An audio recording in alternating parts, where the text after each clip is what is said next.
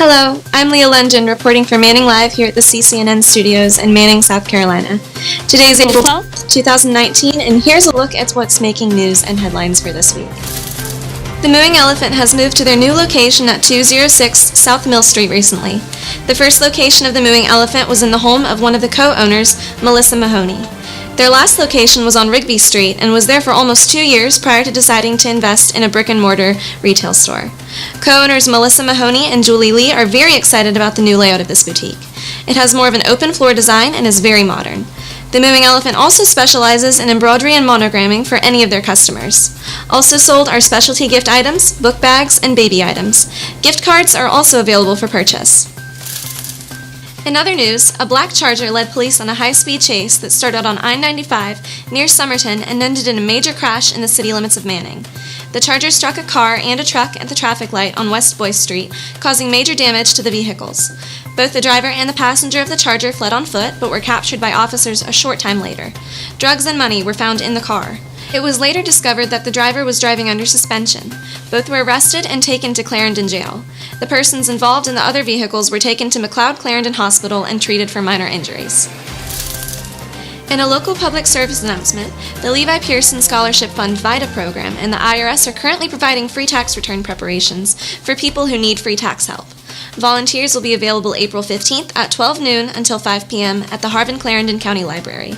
Walk-ins will be accepted, and for more information, contact Harvan Clarendon County Library at 803-435-8633. The Manning Police Department recently appointed Keith Grice as the new police chief for Manning.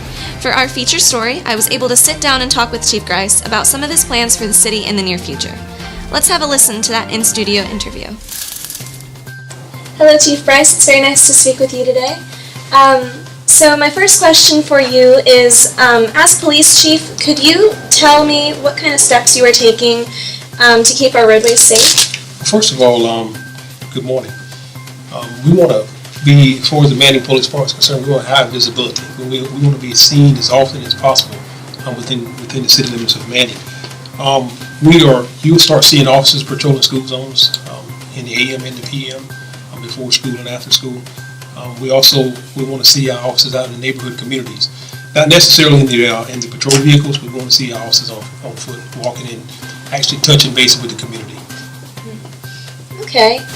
So recently I've heard that you've purchased some radar signs to kind of help motorists. Could you explain that a little bit more? That's correct. You'll start seeing several radar signs around the city.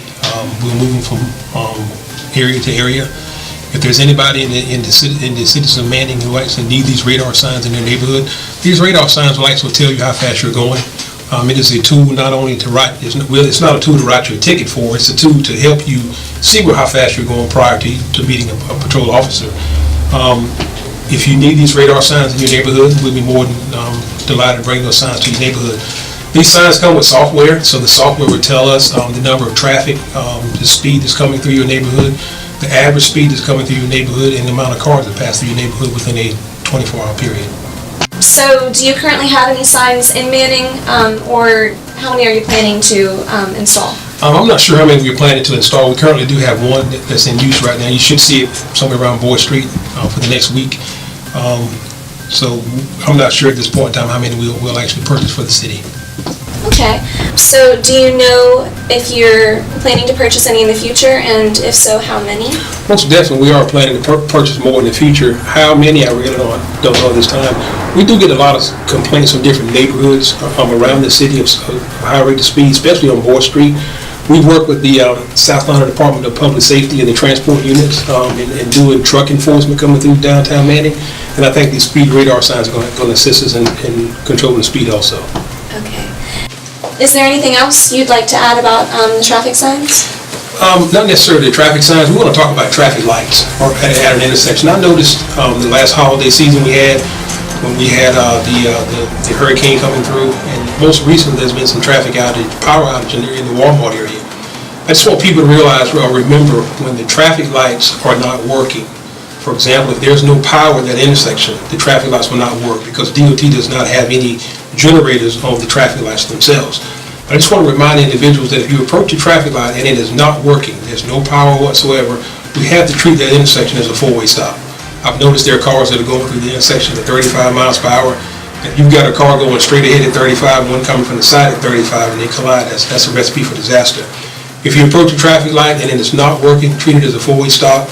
If you approach a traffic light and it's on flash, which means it just constantly flashing, yellow has the right-of-way. Whichever side is flashing yellow has the right-of-way. Whichever side is flashing red, quite naturally, has to stop. So we want to monitor those within the city itself, and we ask people to be mindful of traffic lights that are not working. One more thing I want to point out about highway safety, moped operators. I noticed a lot of moped operators that ride within the city. Most of them are riding legally, but what I would like to see, and I would like to push this with the Manning Police Department, is that every person that rides a moped has a reflectorized vest on. Because when they leave the city, they're going out into the county. And when they leave the county, these mopeds run about 35 miles per hour. And a 35 mile per hour moped against a 55 mile per hour car is another recipe for disaster. Okay. Well, thank you so much for having the time to talk to me. And congratulations on your appointment as police chief. And I hope that you have a good rest of the day. Thank you so much. Thank you. Well, that's our live news highlight for this week. So until next time, this is Leah London reporting for Manning Live from CCNN Studios.